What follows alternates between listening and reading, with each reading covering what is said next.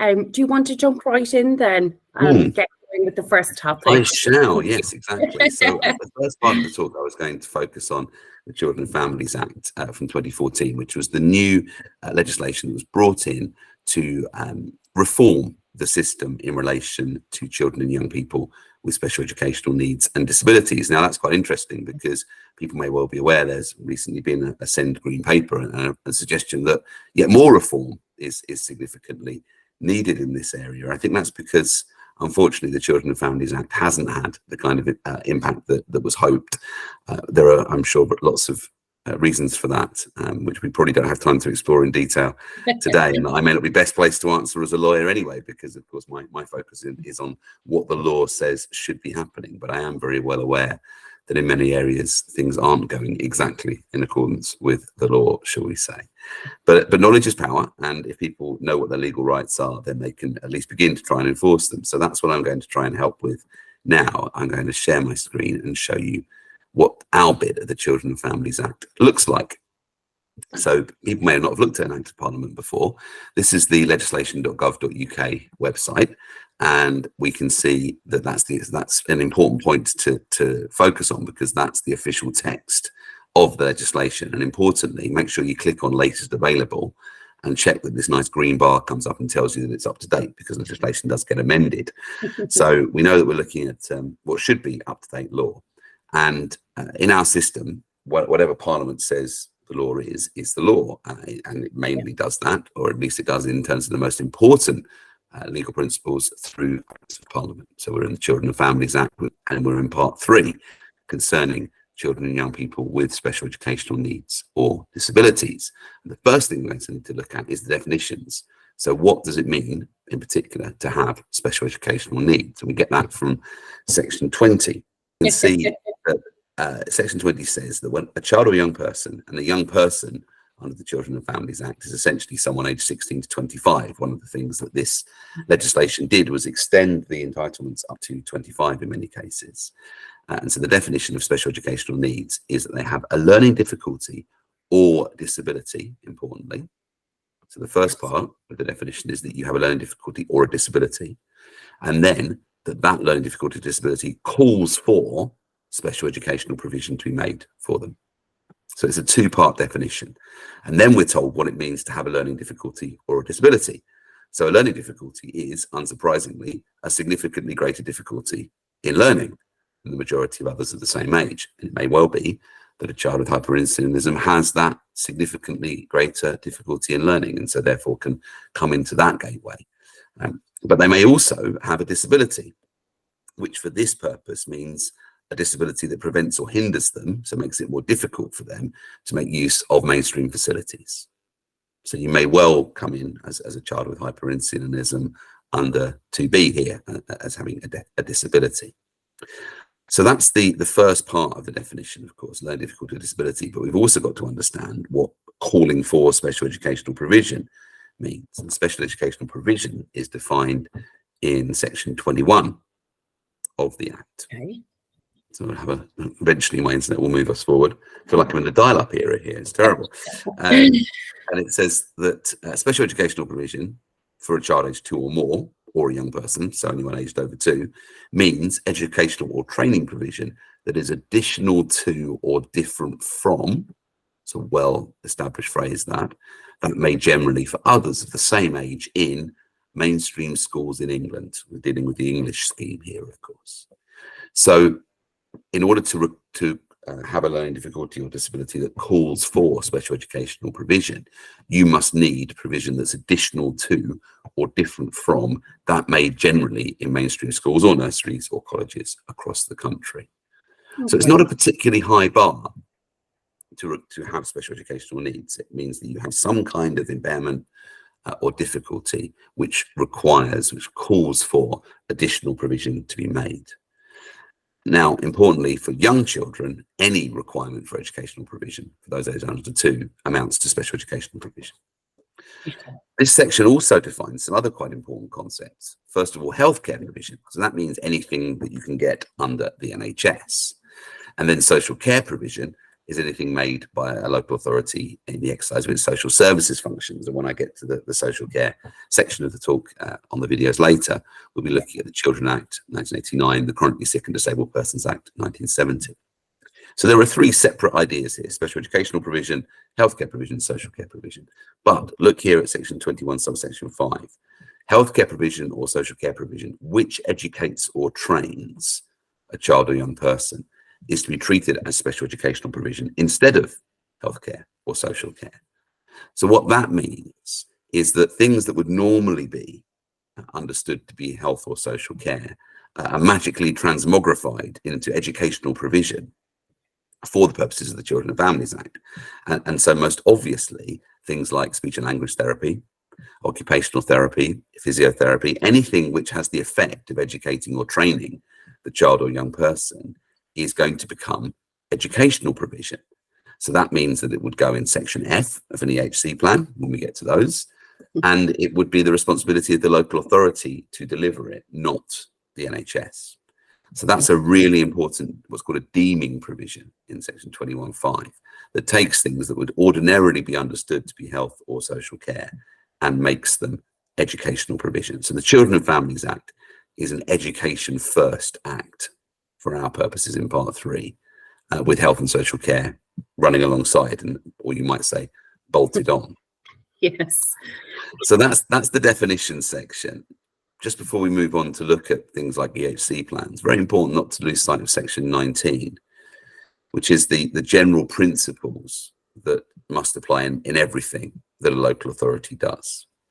So in doing anything under the Children and Families Act, a local authority must have regard to various things. Now, have regard duties are quite common now in social welfare law. And what they mean is that the local authority must think about something. They must take something into account. Technically, it's a mandatory relevant consideration.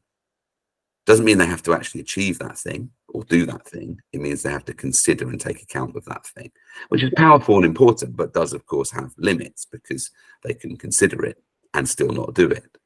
So section 19 is highly relevant in terms of shaping the way that local authorities are supposed to carry out their functions. So the things they have to think about, have regard to, are the views, wishes and feelings of the child and his or her parent or the young person. So families are supposed to be absolutely at the centre of anything done under the Children and Families Act.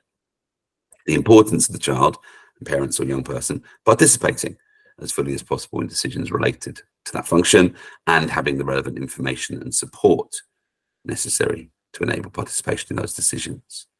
So the idea of proper participation, nothing about us without us, is absolutely central to delivery of this scheme for children with hyperinsulinism, for any other child with special educational needs. And then 19D is slightly different. It says that local authorities have to think about the need to support the child and parent or the young person in order to facilitate the development of the child or young person and to help them achieve, deep breath, the best possible educational and other outcomes. Now that's a really important phrase, and those 5 words pack a lot in, because one of the focuses of one of the things that was important about the Children and Families Act was to shift away from process to outcomes. So what actually matters is the experiences of children and young people and where they end up at the end of their time at school, as opposed to whether they get a particular document or a particular kind of intervention. Good. But of course, achieving the best outcomes for every child or young person would be extraordinarily expensive. And one of the big challenges in this area is that there is a limited budget, but these obligations are placed on local authorities aren't always limited by reference to cost. But here there is a clear limit, because the focus, the thing that the local authority has to think about, is how to help them achieve the best possible educational and other outcomes. More possible, of course, means not impossible, but it also imports an idea of realism about the process. So the focus of the local authorities should be trying to help the young person, the child or young person, achieve the best possible educational and other outcomes. Again, putting education first, making education more important than other areas of life within the Children and Families Act scheme. So that's section 19. If we look then at where this all ends up. So, of course, local authorities have duties to identify, to provide information, and so on. But for present purposes, if we just focus on the EHC needs assessment process, because the gateway to getting any entitlement to additional support under the Children and Families Act is an EHC needs assessment. Now, there is, of course, under the SEND Code of Practice, this concept of SEN support, a 4-part cycle of assessment, planning, delivery, and review. Yes. And that's really important, and schools are given delegated budgets to deliver that kind of support. But there's nothing about that in the Children and Families Act itself. It's all from the Code of Practice. And so you don't have any statutory entitlements until you get to the stage of requesting an education, health and care needs assessment, an EHCNA. And we can see that that request can be made to the local authority by the child's parent, the young person, or a school or college. And unsurprisingly, it's an assessment of the child or young person's educational, health and social care needs. Now, the test for when does the local authority have to carry out an EHC needs assessment is down here in subsection 8.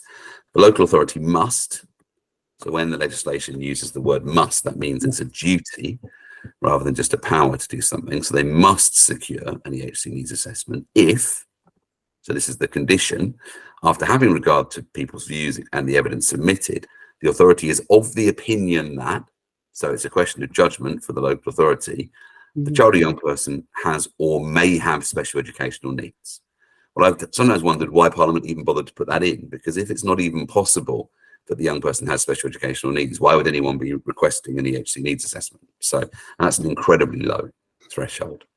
So really the question is that it may be necessary for special educational provision to be made for the child or young person in accordance with an EHC plan.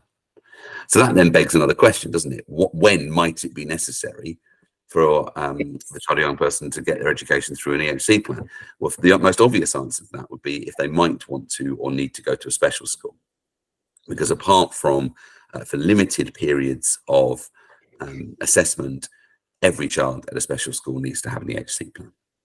So that's a really good answer to that question. If the child is clearly going to go to and stay at a mainstream school, then the question really becomes about the nature and extent of the provision they might, at this stage, because we don't know, but they might require. And if that provision is the kind of provision that could ordinarily be expected to be made by a school within their budget of £6,000 a year, the notional budget, then the local authority will be entitled to say no, and we're not going to do an EHC needs assessment because the school should be meeting these needs. But £6,000 a year isn't a lot of money, and it goes very quickly in the modern world. If a child might need any significant amount of teaching assistant support or might need significant therapeutic input, it could well be the case that they're going to need an EHC plan and that duty on the local authority to secure additional provision. So it's only at this stage, the test is simply that it may be necessary, that there's a realistic possibility that the child might need an EHC plan. Now, that's again a low threshold, and unfortunately, I think the vast majority of times that local authorities refuse to assess, it's wrong. And we know that because when a parent's appealed to the tribunal will say, no, you need to do an assessment because you need to find out whether or not the parents are right here. So if you are refused an EHC needs assessment, it's well worth taking advice from an organisation like IPSI or SOS SEN or other support organisations, or from a lawyer, if you're able to get one, as to whether or not you can appeal that decision to the tribunal on the evidence that's available. So that's the EHC needs assessment process. After the assessment, of course, the local authority will have to decide whether or not you're going to issue an EHC plan for the child. And we see that the test here is whether in the light of the needs assessment, it is necessary for special educational provision to be made in accordance with an EHC plan. So instead of it being a realistic possibility threshold, we're now at the stage of on balance, because everything in this area of law is decided on balance of probabilities. On balance, it's going to be necessary for special educational provision to be made in accordance with an EHC plan. So yes, the child or young person is going to go to a special school, or they're staying in a mainstream school, but yes, they are going to need a significant amount of provision that either is expensive or for any other reason the school can't reasonably be expected to provide. So if you meet that threshold, then you get an EHC plan. And we know from the list here in subsection 2 what the EHC plan has to contain, but we get a better list, and I'll show it later on in the regulations, setting out what needs to be in each section of an EHC plan. Why are EHC plans so important?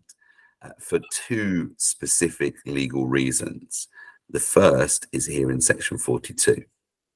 So what section 42 does is it imposes a specific duty to secure on the local authority, and a specific duty is one that's owed to individual children and young people and can be enforced by way of judicial review.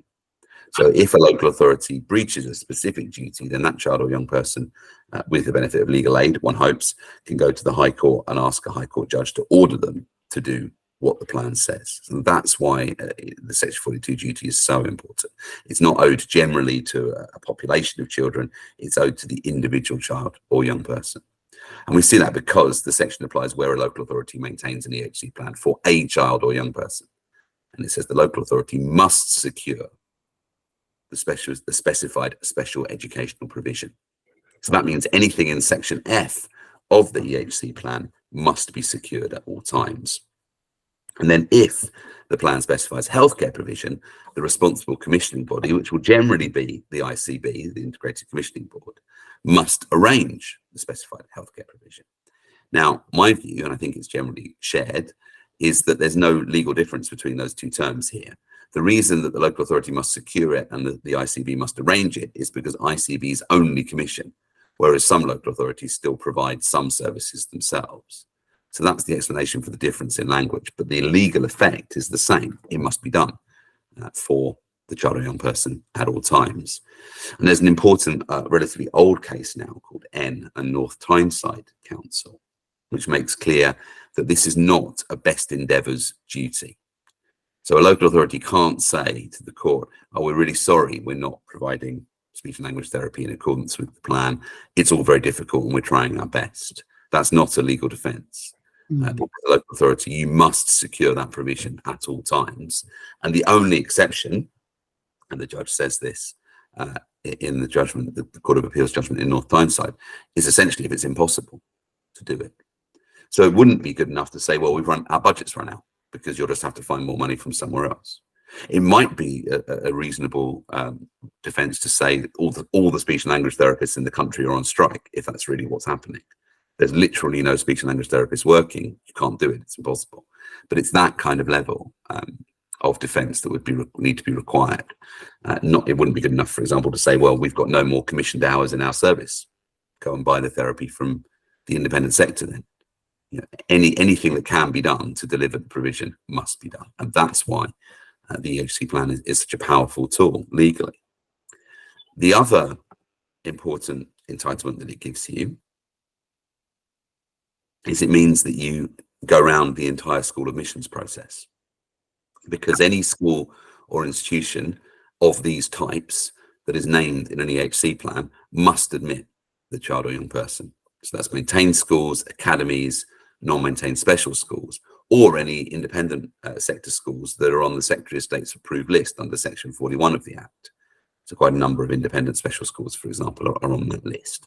Okay. And those schools can all be ordered or effectively ordered by the local authority to take a child because they're named in the plan. Now, sometimes local authorities will say, oh, no, we can't name the school around the corner because they've said they can't meet Johnny's needs. That's not right. It's for the local authority to decide whether or not they can meet the child's needs. The school will give a view and the local authority can decide whether to accept that or not. And if the local authority says that they're not going to name the school, the parents will have the right to appeal to the tribunal. And it's very important to keep in mind that the tribunal in our area is a very powerful legal tool because it stands in the shoes of the local authority. It doesn't review the lawfulness of decisions in this area in the same way that the High Court does on judicial review. It simply decides for itself on the evidence whether it's right or not that the school can't meet need. So you're basically much more likely to win in the tribunal as a parent or a young person than you would be in a judicial review, unless the local authority decision making is wildly unlawful. So it's a very powerful remedy for our families to have. So those are the two key entitlements I would suggest within the legislation that mean that EHC plans are so important. Appeals. So we've mentioned already the fact that you have this right of appeal to the tribunal. These are the things you can appeal under Section 51.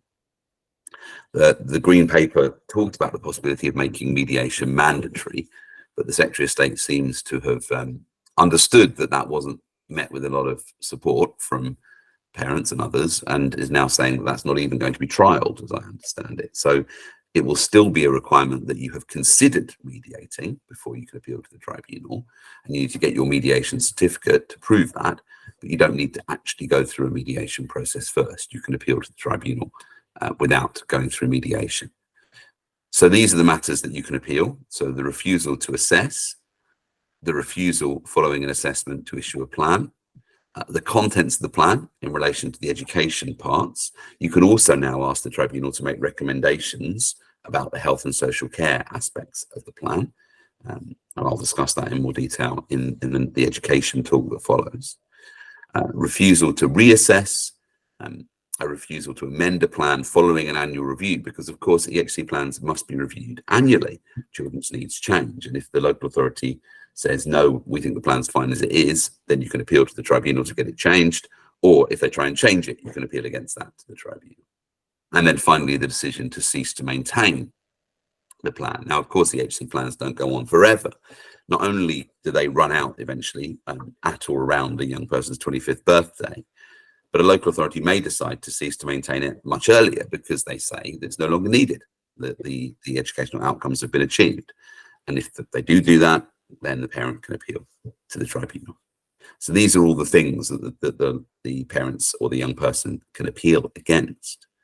Very importantly, if the issue that you have isn't in this list, you can't go to the tribunal. The tribunal has no jurisdiction.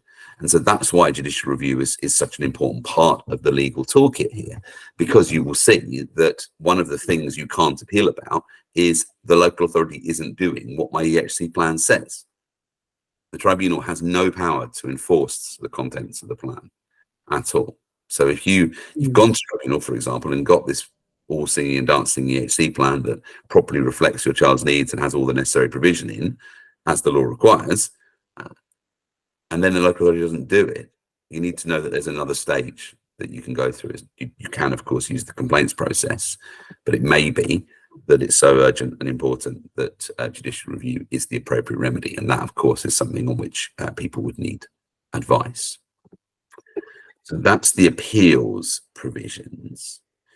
And before I come back, what I'm going to try and do is just show you briefly, stop sharing this screen, and briefly show you the regulations. So the way that legislation works, Parliament will give the headlines in an Act of Parliament, and then the detail will be fleshed out in regulations or rules or other forms of secondary legislation, as they're called. And that's exactly what happens in our area. So the SEND regulations, Special Educational Needs and Disability regulations, sit underneath the Children and Families Act and give you much more detail. For example, in terms of assessments, the things that must be taken into account when deciding whether or not special educational provision may be necessary.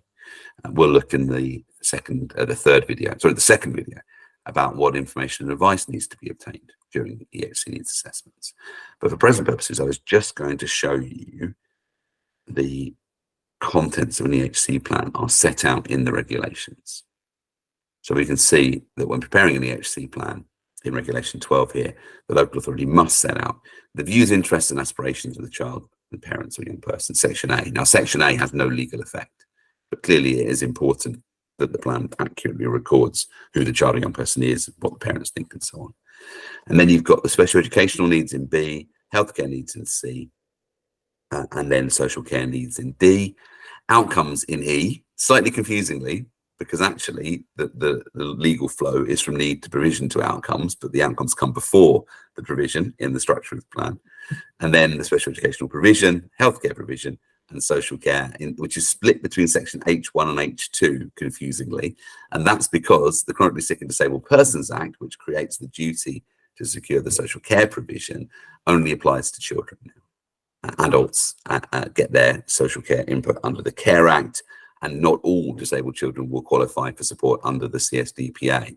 So if you're a child, you want the provision written here into section H1. And if you're a child and it goes in H2, there may be some question as to whether or not you're actually going to get it. If you're an adult, then you want it to be clear that the Care Act mandates the provision of this social care. In relation to social care, really, an EHC plan does nothing more than just record what the child or young person may be entitled to under other legislation. So it doesn't really change the position very much at all. So that's the whistle-stop tour through the Children and Families Act scheme. There's another important section of the Children and Families Act which takes me neatly on to the next part of the talk, and that's the duty in relation to children with medical needs, and that's in section 100 of the Act. It's in a different part. It's in part 5 called the welfare of children, dealing with all sorts of things that we're not concerned with today, like child performances and tobacco. But within that mixture of legal provisions, we have section 100, the duty to support pupils with medical conditions. Now that's going to be centrally important, of course, to children with hyperinsulinism.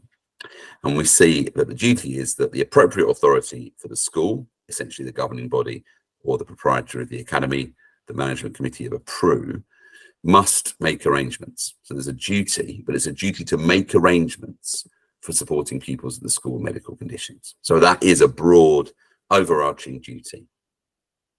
Okay, and that uses the word must as well, Steve, doesn't it? That's right. So it is a duty, but it's a general duty, because we can see that it's about making arrangements for supporting pupils, plural, at the school with medical conditions. So it doesn't say the school must meet the needs of every pupil with medical conditions at the school. What they must have to comply with this duty is appropriate arrangements in place.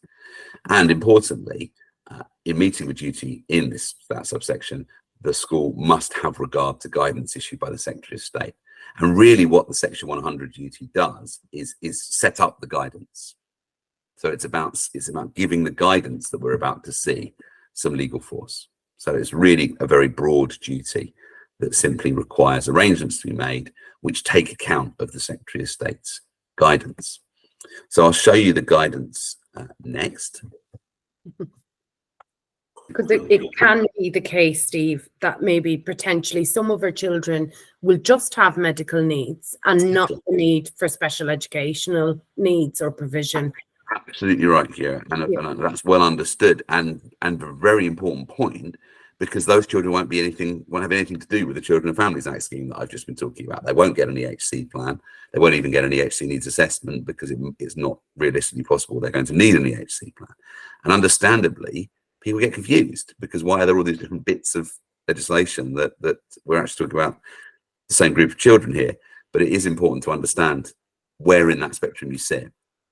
And if the child's needs are solely about their medical condition, sorry, raise my hand rather than share the screen, then you're not really going to be bothered, frankly, by the EHC process. You want to be here. You want to be in this guidance.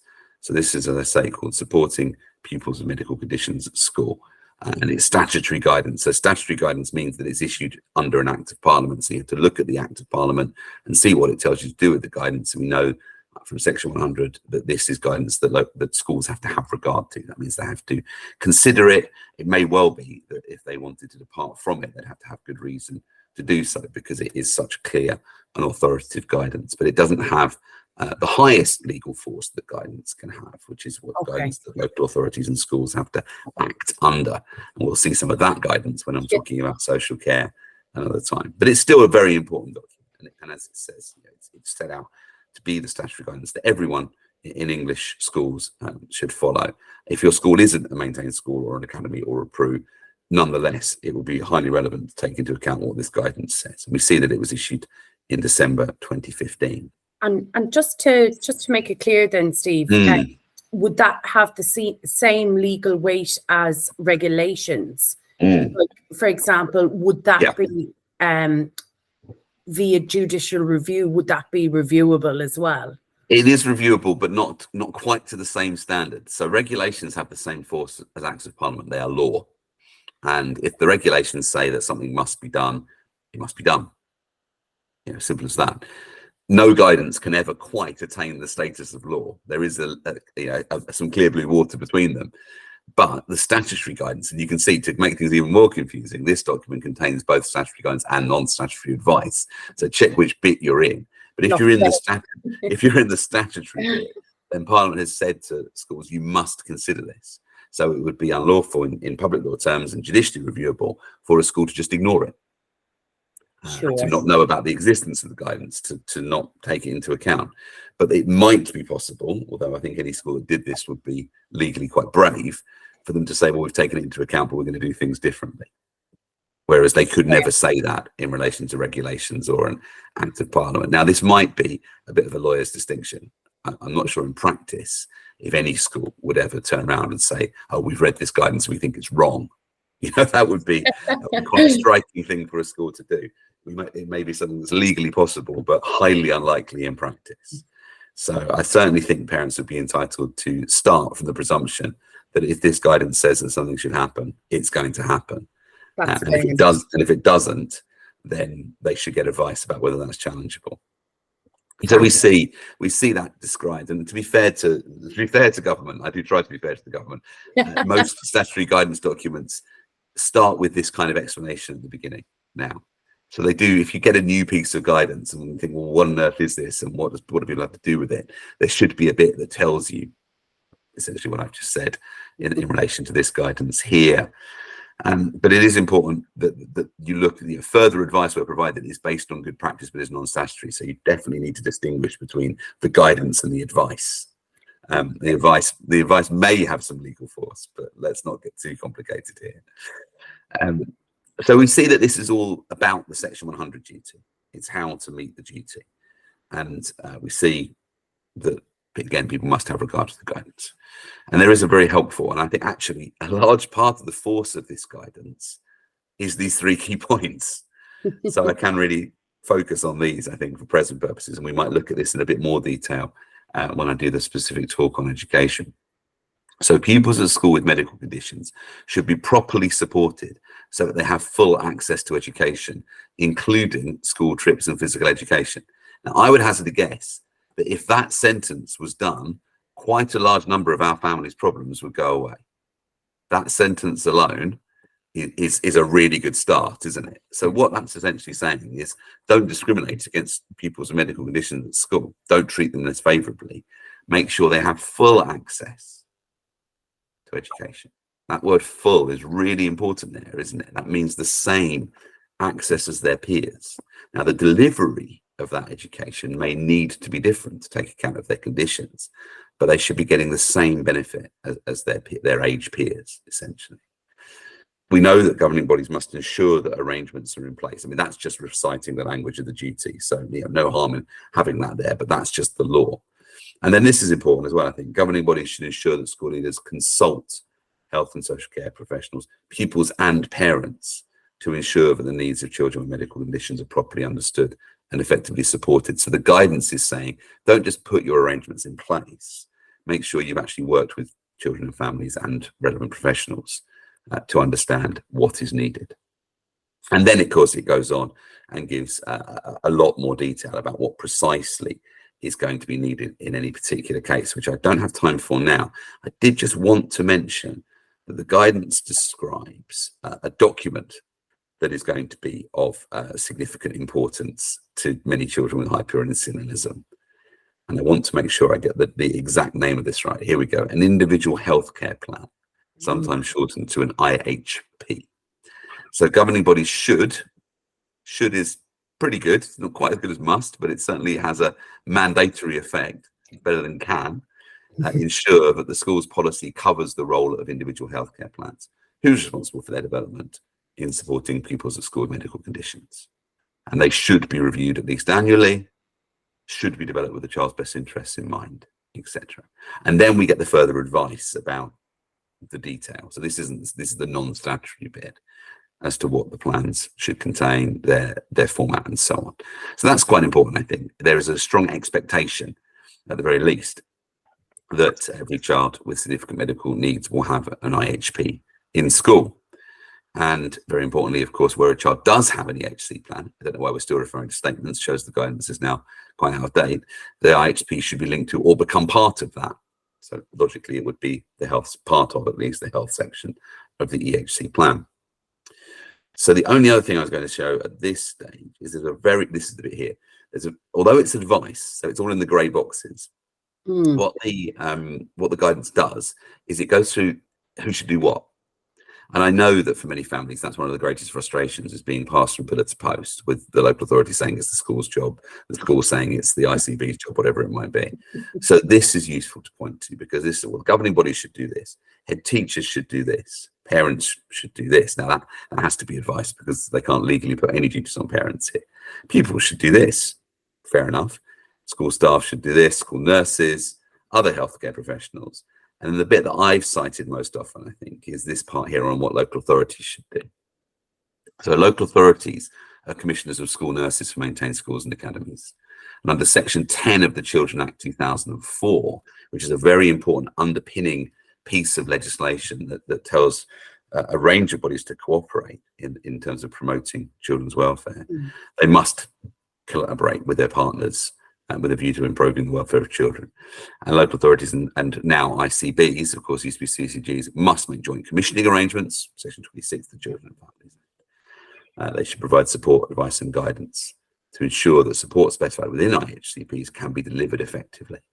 So although they don't have the same legal force as the EHC plans, there's definitely, again, this expectation that the IHP will be an important document. Where pupils will not receive a suitable education in a mainstream school because of their health needs, the local authority has a duty to make other arrangements. Now that's a reference to Section 19 of the Education Act 1996, which we will definitely look at in the education part of the talks. So that's, I think, a very useful steer on what local authorities are supposed to be doing in this area. So this guidance isn't just aimed at schools. There's also a helpful summary, and I think we can essentially just read ICB for CCG here, although that's not entirely helpful. This, I think, is quite important. I'll just highlight the bit I'm about to read here.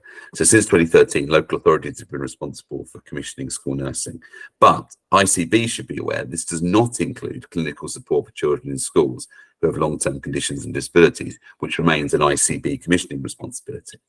So if there's a very unfortunate argument going on about who's going to support and pay for additional clinical support in schools, the answer, says this guidance, is it remains an NHS responsibility, even though general school nursing is now the responsibility of local authorities. I think that's quite an important point to flag as well. Yeah, so that's an important distinction, Steve, isn't it? Especially since a lot of our children's conditions are long-term. Yes. But people might be a little bit confused, especially where you associate community nursing with health. So that is a very important distinction. Thank you for pointing it out. It is. What I would also say to families is that essentially none of this is their problem. Yeah, the state is supposed to sort itself out and work out amongst itself which bits of the state are going to do things to help children and parents. It's perfectly reasonable for families to point to the nearest person, which will generally be the school, and say, who's going to sort this out for us? You know, it's not every family's job to become a legal expert, although I know many do.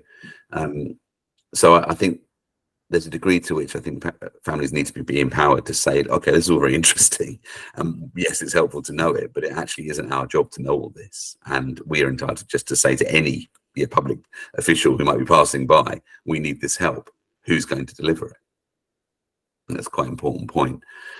So then the third thing I was going to talk about in this talk for the main conference was the Equality Act. Now, I'm a big fan of the Equality Act. I think it gets too little airtime in our area. So I'm going to do something about that now. Why am I a big fan of the Equality Act? Because it is quite an elegant piece of legislation in many ways, in that it takes a series of protected characteristics, and we're going to be looking at the characteristic of disability today. It prohibits lots of different people from doing various things in relation to those protected characteristics, but it also, for the protected characteristic of disability, imposes positive duties to make reasonable adjustments. And so it's actually about making the world a better place for many of our children and young people, not just about prohibiting negative treatment, negative discrimination. Now, the Equality Act is in various parts. Some key parts for our purpose: services and public functions. So section 29 of the Act tells service providers, and also anyone who's not a service provider but is exercising a public function here, that they mustn't discriminate. So you may well need section 29, but section 29 only applies where none of the other parts are in play. And for our purpose, parents may well be very interested in the part around work, but we're going to be particularly interested in part 6 on education. And we see that there are obligations imposed on schools, FE colleges, higher education colleges, qualifications bodies, very interesting area, and so on. In terms of schools, it's section 85. And so we're told that responsible bodies of schools must not discriminate in terms of admissions, in terms of the provision of education, affording the people access to a benefit, facility or service, not providing education, etc., etc., exclusions, essentially any other area in which that they might treat a person in a way that is prohibited. And there's also, and we'll look briefly at what these terms mean, prohibitions on harassment and victimization as well. So that's the duty on schools. Essentially, don't breach the Equality Act in relation to disabled children for our purposes. The definition of disability in section 6: a person has a disability if they have a physical or mental impairment. So I would suggest, by definition, any child with hyperinsulinism, apologies, has a physical impairment. So we're almost certainly going to be getting through that gateway. But then this is the question: does that impairment have a substantial and long-term adverse effect on their ability to carry out normal day-to-day activities? Substantial means more than minor or trivial. Again, very likely to be yes. Long-term means at least 12 months. Again, yes. So this is why I'm saying, well, if I start to add up all the various bits of this jigsaw, it's quite difficult for me to think of a child who will have a diagnosis of hyperinsulinism who isn't disabled under the section 6 definition. Now, that might be news to people. It may well be that the context of the idea of disability and disability rights isn't yet central to the community. I think it should be, because actually these are really important protections, really profound legal protections. And just because the group of children we're concerned with today aren't traditionally thought of as being disabled children, if they meet the definition, then they are, as a matter of law. A reference to a disabled person is a reference to a person who has a disability. A person who has a disability if they have a physical or mental impairment, and etc. So it's very straightforward legally. Now, of course, answering that question on the facts may be difficult, but in the vast majority of cases I'm involved with, disability is conceded. The other side, whoever they are, will accept the person's disabled. That you do get the odd case on the margins, but most of the time it won't be argued about whether or not the person has a disability, because that bar is not set particularly high. So then we need to take a whistle-stop tour through what are people not allowed to do, taking schools as our example, in relation to disabled people. So the different forms of prohibited conduct. So the ones that are relevant: direct discrimination. Now, that's hopefully relatively rare. A person discriminates against another if, because of a protected characteristic, they treat them less favorably than they treat or would treat others. You can't come to my school because you have hyperinsulinism is, I hope, relatively rare as an answer. I'm not saying it never happens, but hopefully in 2023 we've moved somewhat beyond that. So definitely keep the possibility of direct discrimination in mind. But to make out direct discrimination, you've got to prove a causal link between the disability and the treatment. Because of disability, the person's treated less favorably. So that's quite hard. What is more likely, I would suggest, is discrimination arising from disability, section 15. So a person discriminates against a disabled person if they treat them unfavorably because of something arising in consequence of their disability, and they can't show the treatment as a proportionate means of achieving a legitimate aim. So it's for us to get through this firstly. You would have to show that you've been treated unfavorably, denied access to a school trip, denied access to the school, whatever it might be, because of something arising in consequence of your disability, which might be your health needs, for example. For other cohorts of disabled children, it might be their behaviour. So it's anything that you can show arises in consequence of your disability. If you're treated unfavorably because of that reason, again, you've got to have a causal connection then you get through that gateway. And then it becomes for the school to show that what they've done is a proportionate means of achieving a legitimate aim. So there are a host of legitimate aims. Health and safety is a legitimate aim. Essentially, it just has to be a lawful and a reasonable one. But what's really important is that what's being done is proportionate to that aim. So that allows the court or the tribunal to get into the question of, well, why couldn't this child go on the school trip? Or why couldn't they have access to the same education as their other peers are getting? So it really is a very powerful scrutiny tool, I think, Section 15, in terms of challenging perhaps the rather blithe things that are said sometimes in service of health and safety or other aims. You actually, as a school, have to provide evidence to support the fact that this thing can't safely be done or reasonably be done. So that's Section 15. Another very likely candidate for a discrimination claim in our area is going to be indirect discrimination. So indirect discrimination is when you've got a general PCP, provision, criterion, or practice. So a rule, anything the school does, a uniform policy, for example, behavior policy. And if that applies to everyone and puts, in our case, children with hyperinsulinism at a particular disadvantage compared to others, and puts the particular child at a disadvantage, then again, that will be discriminatory unless the school can show that it's a proportionate means of achieving a legitimate aim. So this captures all those kind of unintended forms of discrimination or unfavorable consequences for disabled children. And then finally, last but not least, we have the duty to make reasonable adjustments. So in relation to schools, it's the first and third requirement that apply here. So the second requirement is replaced by the duty to make have accessibility plans in place. So we can forget about that for schools. But the first requirement, again, relates to this idea of PCPs, provision, criterion, or practice. So if there is a rule that's putting a disabled person, so a child with hyperinsulinism, at a substantial disadvantage, then the school must take such steps as is reasonable to have to take to avoid the disadvantage. So all policies must flex and bend to take account of this duty. And then, even more importantly, perhaps, the third requirement is a requirement where a disabled person would, but for the provision of an auxiliary aid, be put at a substantial disadvantage to take such steps as reasonable to have to take to provide the auxiliary aid. And we know from lower down this section that auxiliary aids include services, and that services include people. So that's why schools may have a freestanding obligation to put in place additional support, additional facilities, additional staff in order to avoid disabled children being put at a substantial disadvantage, i.e. missing out on a school trip, not being able to take part in PE, whatever it might be. And bear in mind that this has nothing to do with the HC plans. This is a completely separate set of obligations owed to a different but overlapping group of children, because we're talking here about disabled children as opposed to children with special educational needs.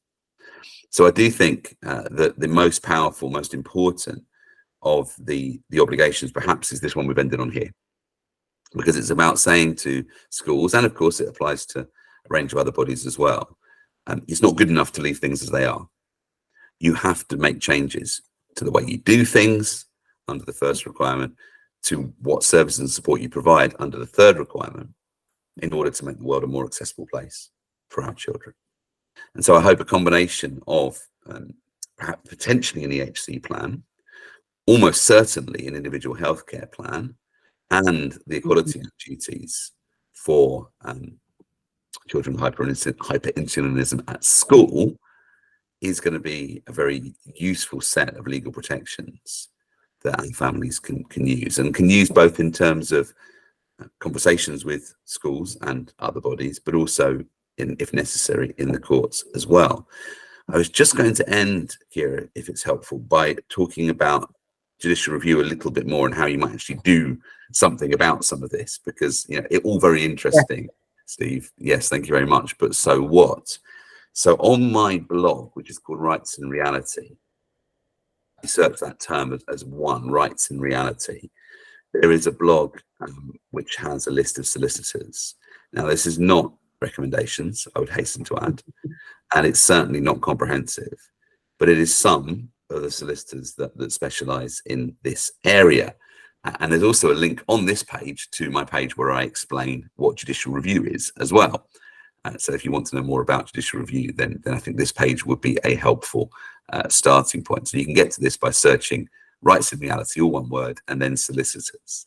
And I've put a list on the blog, not just of solicitors and specified those who can access legal aid, but also links to various support and advice organisations as well. And you can see there's a not insignificant number of solicitors that I can say I've worked with in this area and can suggest people might wish to contact.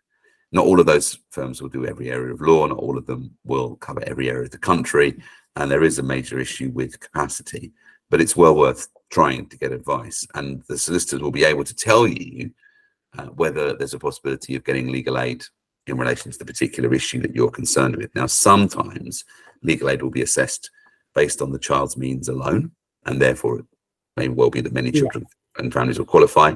Other times the parents' means are taken into account, and that will make it much harder, of course, to get legal aid. But rather than me trying to tell you when any of that is, because the legal aid scheme is really complicated, and thankfully as a barrister I don't have to operate it, I need to refer you to the honourable side of the profession that deals with such things, which is my colleagues in the solicitors' firms.